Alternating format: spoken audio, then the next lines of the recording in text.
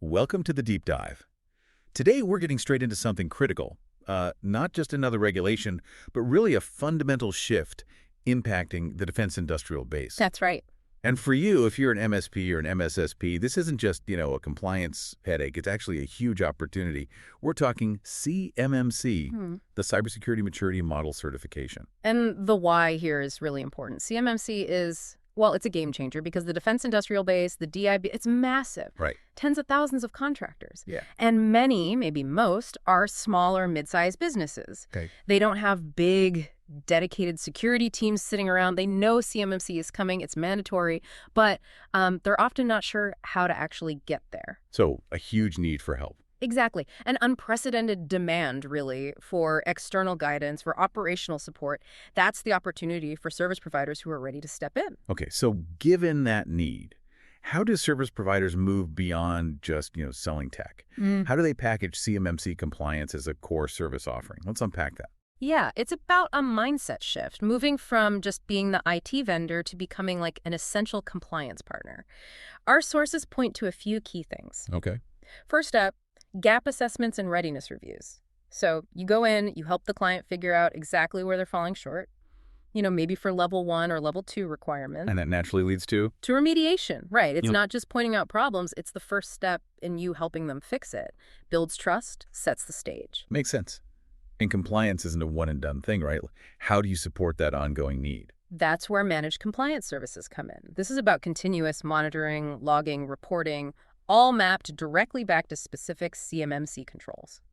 Providing the proof. Exactly. You're basically handing them those crucial evidence packages they'll need for any audits. Takes a huge burden off them. Okay. And tied into that, incident response as a service. This is critical. Remember the DFARS requirement. Reporting incidents within 72 hours. That's a tight deadline. Yeah. Very tight. So offering solid IR planning and execution gives clients confidence they can meet those deadlines. It's peace of mind. We've talked tech and process. What about the people side?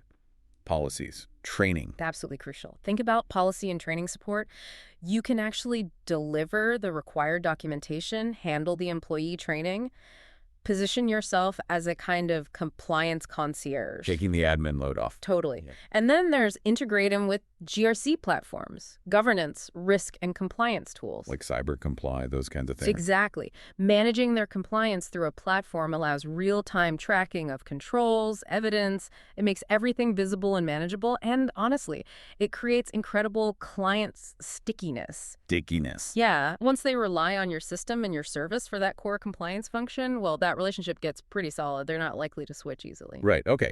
So for our listeners, let's talk bottom line. What are the big business benefits here if they really embrace CMMC as a service? Oh, the benefits are significant.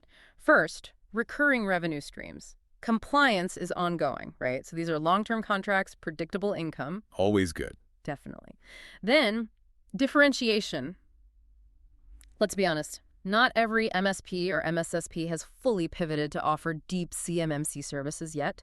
Getting in now sets you apart. Stand out from the crowd. Exactly. And that builds stronger client relationships. You're not just fixing IT problems, you're a strategic partner helping them stay in business with the DoD. That's a deeper connection. Much deeper. Yeah. And from there, huge upsell potential. Once you're that trusted partner, it opens doors to talk about broader cybersecurity needs, cloud projects, digital transformation. It sounds very promising, but surely it's not all easy money. Yeah. What are some of the challenges, the hurdles providers need to watch out for? No, you're right. There are definitely challenges. Key things to get right. First, clearly defining shared responsibility. Meaning you need to be crystal clear upfront about what you handle versus what the client remains ultimately responsible for. Misunderstandings there can cause big problems down the line.